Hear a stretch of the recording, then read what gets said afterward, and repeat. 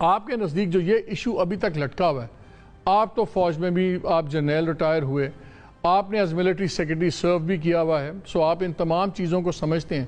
کیا جو ابھی تک معاملہ ختم نہیں ہو رہا، کیا یہ روٹین اب چیز ہے کہ اب اس میں ابھی بھی کوئی کمپلیکیشن نظر آ رہی ہیں؟ دیکھیں مالک صاحب، تھینک یو ویری مچ. آپ کے پروگرام میں غور سے سنتا ہوں، ویری ویل ریسرچڈ ہوتے ہیں اور آپ کی اوپینین بھی بڑی پورٹنٹ ہوتی ہے. دیکھیں یہ جو کچھ بھی ہوا ہے نا، اٹ از سو انفارچونیٹ کہ یہ سیلف کریٹڈ وونڈ ہے حکومت کی طرف سے. میں آپ کو یہ ایکچول سچویشن بتاؤں کہ it is not only lieutenant general کا پروموشن. میجر تک تو روٹین میں پروموشن آرمی میں ہوتے ہیں، لیکن اس سے بعد جب میجر سے لیفٹنٹ کرنل بنتا ہے اور جب بریگیڈیئر بنتا ہے یا میجر جنرل بنتا ہے، یہ ساری سمریز منسٹری آف ڈیفینس کے تھرو پرائم منسٹر کے پاس آتی ہیں اور وہ سائن کرتے ہیں.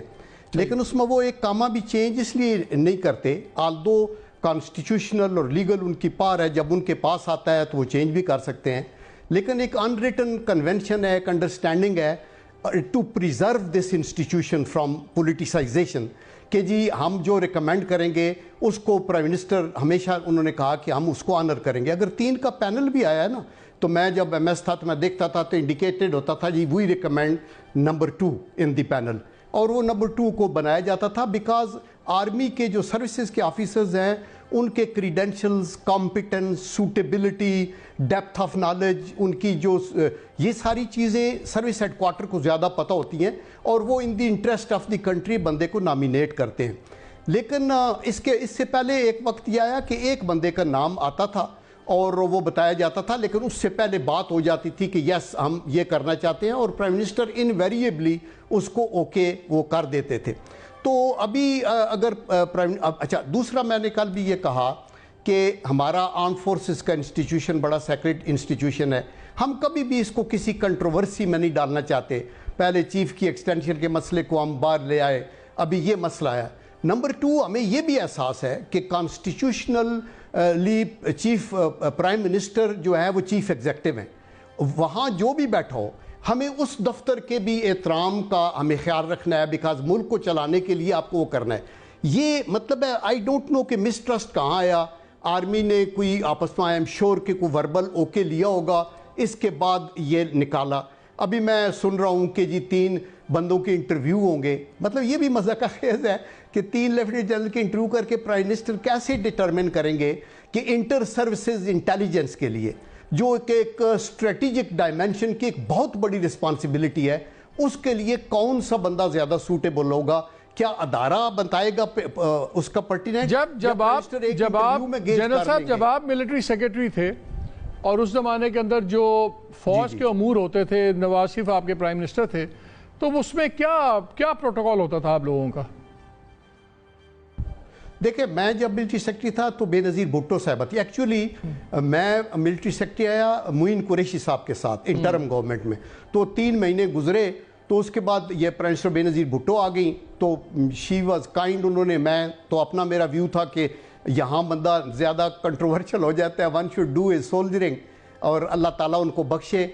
شی was kind but then she said کہ نہیں I want to retain you. تو جی ایچ کیو نے مجھے کہا کہ since prime minister wants it, تو میں نے 3 سال ان کے ساتھ کنٹینیو کیا and then I came out. Procedure یہی ہے کہ ایک انڈرسٹینڈنگ ہو جاتی تھی کہ ابھی ہم نے نیا آنا ہے. جو سٹنگ ڈی جی آئی صحیح ہے اس کی کیریئر پلاننگ بھی ادارے نے کرنی ہے، بیکاز ایک افسر جو لیفٹنٹ جنرل بنتا ہے یہ اس کا خواب ہوتا ہے ایک سیکنڈ لیفٹنٹ سے، اور اس کے بعد اس نے اگر آگے بھی جانا ہے تو اس کو پورا رائٹ ملنا چاہیے. اور جو آپ چن کے لگا رہے ہیں ان کے اوپر بھی تو ابھی ہم نے مطلب دونوں سائیڈوں کو افسروں سے بھی بڑی زیادتی ہوئی ہے، سٹنگ ڈی جی آئی صحیح کے ساتھ بھی اور آنے والے کے ساتھ بھی، جب یہ ہم نے کنٹروورسی کریٹ کر دی ہے. تو میرے خیال میں یہ ہمیشہ یہ جب اس وقت میں جب تھا ایم ایس تو مثلا چیف بننے تھے تو 6 نام آئے تھے اور وہی پرائم منسٹر صاحبہ نے آپس میں وہ کیا اور فیصلہ یہ ہوا کہ اگر senior most professionally most competent ہے جو جہانگیر کرامت تھے تو ان کو بنا دینا چاہیے، اور وہ اس کو بنا دیا. تو یہ ضروری بھی نہیں ہوتا کہ بالکل سینئر موسٹ ہی بنے، لیکن آپ کو اس کی پروفیشنل کمپیٹنس. اچھا ایک چیز تو بتائیں، پھر میں ذرا جا رہا ہوں، پھر فاروق صاحب سے اسی بات پہ بات کرنی ہے جب ایک ڈی جی ایسا اپوائنٹ ہوتا ہے، ہمارا بڑا پیکیولر سا ایک سیٹ اپ بن گیا ہوا ہے کہ فوج کا ایک سرونگ آفیسر ہے وہ، لیکن چیف کو نہیں بات کر رہا ڈائریکٹلی، وہ بات کر رہا ہے وزیر اعظم سے، سویلین سے، ورنہ سویلین اداروں کو سویلینز دیکھتے ہیں، فوجیوں کو فوجی دیکھتے ہیں. تو D G S I Pakistan میں کیا فوج کا آدمی ہوتا ہے پی ایم ہاؤس کے اندر، یا پی ایم ہاؤس کا آدمی ہوتا ہے وردی کے اندر؟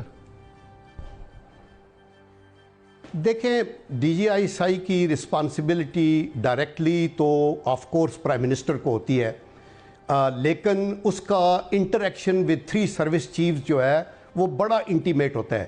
بہت سی رپورٹس جو وہ کرتے ہیں وہ فیڈ کرتے ہیں تینوں سروسز ہیڈ کوارٹر کو اور chairman joint chief of staff کو بھی، اور وہ شیئر بھی کی جاتی ہیں پرائم منسٹر کے ساتھ. تو اس لیے یہ آلدو آرمی کا آفیسر ہوتا ہے، ایک سٹیج کے اوپر پرائم منسٹر بینظیر بھٹو نے پہلے ٹینیور میں کہا کہ میں مرضی کا لگاؤں گی، اور وہ جنرل کلو ریٹائرڈ تھے ان کو لگایا، پھر وہ کام زیادہ دیر تک چلا نہیں. یہ ایک بڑی ڈیپ انڈرسٹینڈنگ ہے ٹرائی سروس انٹیلیجنس. آپ دیکھیں کہ ریجن میں کیا ہو رہا ہے، گلوبلی کیا ہو رہا ہے، ہمارے قومی سلامتی کے ایشوز کیا ہیں. تو جو پرائم منسٹر ہے، آپ دیکھیں ایک اور میں آپ کو بات بتاؤں کہ صرف ایک عہدہ ہے جس پہ فیصلہ پرائم منسٹر کو کرنا ہوتا ہے، اور وہ ہے چیف آف آرمی سٹاف کا، اور وہ انویریبلی میرے خیال میں professionalism is the last priority, اور ہم یہ دیکھتے ہیں کہ پولیٹیکلی کون بندہ سوٹ کرتا ہے. اگر یہ نیچے والے بھی اسی طرح ادھر ہو جائیں کہ آپ کی مرضی سے بندہ بریگیڈیئر بنے گا یا پوسٹنگ مرضی سے ہوگی، تو یہ ادارہ بھی جیسے ہماری سول سروس، ہماری مطلب اریگیشن ڈپارٹمنٹ، پولیس کی آپ کی سروس، آپ کی ریلوے کا، میں یہ پوائنٹ پہ کہ میں بھی آتا ہوں کا سیٹ اپ دیکھ رہا تھا. انڈیا میں اس قسم کی کوئی سیٹ اپ نہیں ہے. انڈیا میں تو انفیکٹ ملٹری سیکرٹری بھی نہیں ہوتا پرائم منسٹر کے پاس، ان کا ٹوٹل سیٹ اپ اور ہے. ہمارے یہاں پہ نظام کیوں ابھی تک یہ چل رہا ہے کہ ایک پرٹیکولر جنرل صرف پی ایم اپوائنٹ کریں گے، وہ پی ایم کو اپوائنٹ کرے گا؟ اگر آرمی چیف سبارڈینیٹ ہے ٹو دا پرائم منسٹر تو وہ کافی نہیں ہے. انہوں نے جو کرنا ہے پرائم منسٹر کو حکم دے، وہ نیچے پاس آن کریں گے. یہ درمیان میں جرنیل لٹکانے کی لاجک کیا ہوتی ہے؟ دیکھیں یہ اب ہمارے آئین کے مطابق میں نے آپ کو بتایا کہ ایک سسٹم ہے جو بڑا ٹھیک اپنے طور پہ چلتا ہے، اور اس کے اندر سروس ہیڈ کوارٹرز جو ہیں ان کی ایک اپنا ڈسپلن ہے، اپنا ایک پروموشن سسٹم ہے. لیٹ می ریفریز مائی کوسچن. جب 71 کا ڈیبیکل ہوا، 73 کے اندر جو اتنی پاورز گئیں پی ایم آفس میں، اپوائنٹمنٹ، پروموشنز وغیرہ، یہ 71 کے ڈیبیکل کی وجہ سے ہوئیں، اور سمجھ آتی ہے پھر کچھ چیزیں واپس بھی ہو گئیں. میں سر یہ پوچھنا چاہ رہا ہوں کہ ہر باری بڑی ٹینشن ہوتی ہے پاکستان میں، کون ڈی جی ایس آئی بنے گا، کون نہیں بنے گا. جی ڈی جی ایس آئی، جی جنرل پاشا نے کس سے کیا بات کر دی، فلانے جنرل نے کس سے کیا بات کر دی، وہ نوید مختار آئے تو جی ان کی ان سے رشتہ داری ہے، تو یہ وہ بیچارے بیچ میں رگڑے گئے. کیا پاکستان میں اب وقت آ گیا ہے کہ یہ سسٹم ہی تھوڑا سا ری ٹویک کر دیا جائے؟ آئی بی ہے سویلین ایجنسی، وہ سویلین کو رپورٹ کر رہی ہے، یہ انٹر سروسز انٹیلیجنس ہے. تو یہ کیا یہ وقت آ گیا کہ اس پورے سسٹم کو بھی دیکھا جائے اور اپنے اپنے خانوں میں ڈال دیں تاکہ یہ ایشو ہی نہ رہے؟ دیکھیں اس کے دو آسپیکٹ ہیں نا. پہلی بات تو میں یہ کہنا چاہتا ہوں کہ آپ کا جو آئی ایس آئی کا سیٹ اپ ہے یہ دنیا کی مانی ہوئی انٹیلیجنس ایجنسیز ہے. یہ اس کے اندر نو ڈاؤٹ کہ اللہ کے کرم سے انہوں نے اپنے طور کے اوپر ان کا ایک بڑا پروفیشنلزم ہے. ابھی اس کی جو دو جہتیں ہیں وہ ایک ہے appointment of D G I S I, and number 2 is کہ how the government utilises D G I S I کو.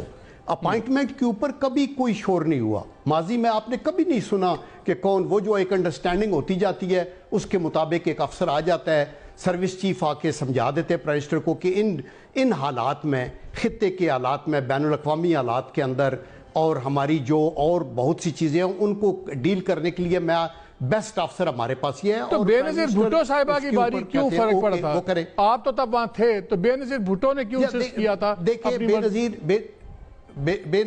جی اس میں بھی میرے خیال میں وہ غلط فیصلہ تھا. پرائم منسٹر نے اپنے طور پہ ایک چیز کرنے کی کوشش کی. دیکھیں بہت فوج کا جو حاضر لیفٹنٹ جنرل کیوں، میں آپ سے یہ جاننا چاہ رہا ہوں، میں چاہ رہا ہوں تھوڑی سی تاریخ ہمارے ساتھ شیئر کریں. ظاہر آپ اس وقت وٹنس نے تمام چیزوں کو، اس وقت یہ ایشو بنا کیوں چاہا؟ کوئی بات تو ہوئی ہوگی نا جس پہ پرائم منسٹر نے سوچا ہوگا نہیں مجھے ایڈوائس صحیح نہیں آ رہی، یا واٹ ایور دا ریزن، یا کوئی مسٹرسٹ ہوگا جی ایچ کیو کا ان کا، کسی بات سے سوچا ہوگا نا کہ میں اپنا دیکھ کے آؤں گی۔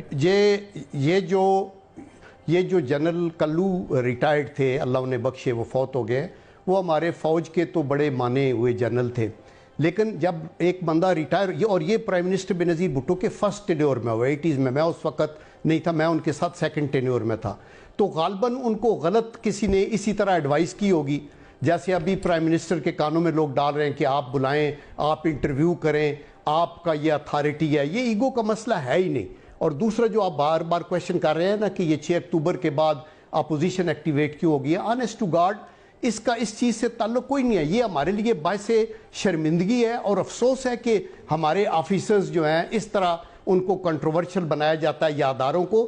یہ اب بھی ہم امید کرتے ہیں کہ پس چلمن یہ طے ہو جائے اور چلا جائے۔ آج کا جو ایشو ہے وہ آپ دیکھیں کہ ڈالر کی جو ویلیو ہے 174 روپیز، وہ پہلے تاریخ میں کبھی نہیں تھی۔ پیٹرول کی قیمت جو 138 کے اوپر آ رہا ہے لیٹر، وہ ہے آج کا ایشو جس کی وجہ سے لوگوں کی کمر ٹوٹ گئی ہے، اور دیٹ از دی ریزن کہ وہ ہے۔ اور پھر یہ ایک پارٹی کا ایشو نہیں ہے، یہ پوری قوم کا ایشو ہے، یہ لوگوں کے پیٹ کا ایشو ہے، بیکاز دے نو کہ ابھی آگے سروائیول مشکل ہوتا جا رہا ہے۔ تو ایسے ایشو کو پیری نہیں کرنا چاہیے۔ آئی تھنک کہ یہ ایشو جو ڈی جی آئی سائی والا ہے یہ ابھی بھی ختم ہو جانا چاہیے۔ پرائم منسٹر کو ایڈوائز کرے کہ فوری طور کے اوپر بیٹھ کے چیف کے ساتھ اور آپ اس کو طے کر لیں اور یہ آگے چلے۔ اللہ کا کرم ہے، افواج پاکستان جو آپ کو بندے ریکمینڈ کرتی ہے وہ موسٹ سوٹیبل ہوتے ہیں، اور آپ کا وہ چوری دامن کا ساتھ ہوتا ہے، وہ آگے چلتے رہتے ہیں۔ تو اس کو بھی کنٹروورشل نہ بنایا جائے اور اس کے اوپر کوئی سیاست بھی نہ کی جائے۔ لیکن یہ جو پرائس ہائیک ہوئی ہے، جی پرائم منسٹر کا کیا؟ جی آپ کچھ کہہ رہے تھے پرائم منسٹر کا کیا؟ چل آپ کی بات ہوگی، یہ ٹاپ پرائیورٹی آئٹم نہیں ہے پرائم منسٹر کا؟ ختم کریں اس بات کو۔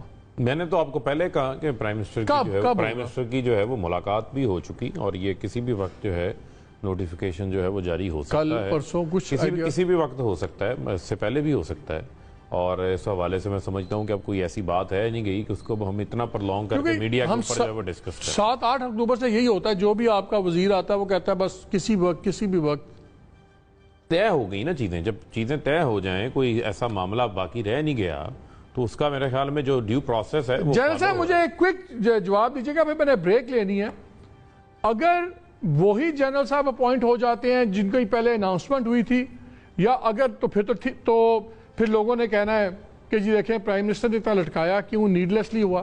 لیکن اگر چینج ہوتا ہے کینڈیڈیٹ تو کیا اس کا کوئی اثر ہوگا کرنٹ آرمی لیڈرشپ پہ کہ ان کی ججمنٹ سیکنڈ گیس ہو رہی ہے؟ دیکھیں جی میں سمجھتا ہوں کہ پرائم منسٹر کے بیہاف پہ وائز ڈیسیژن یہ ہوگا کہ وہ ریکنسائل کریں، اور جو آرمی نے ریکمینڈ کر کے لیفٹیننٹ جنرل بھیجا ہے اور جس کا آئی ایس پی آر نے اناؤنس کیا ہے اور جس کی جگہ بھی بندے پوسٹ ہو گئے، یہ ٹوٹل چین ہے جن کے لوگوں نے موو کرنا ہے، آئی تھنک اس کے اوپر ریکنسائل کرنا چاہیے، وہی بندہ آنا چاہیے۔ یہ ایک غلط سٹیپ اٹھا اور اس کے اوپر اس کو ہم نے ایک ایشو بنا دیا، باہر آ گیا، یہ نہیں آنا چاہیے تھا۔ لیکن اگر آپ اس بندے کو جو آرمی نے ریکمینڈ کیا چینج کرتے ہیں، تو پھر جس کو اپائنٹ کیا گیا تھا اس کے اوپر بھی دیکھیں وہ ایک آئے گا کہ شاید یہ سوٹیبل نہیں تھا۔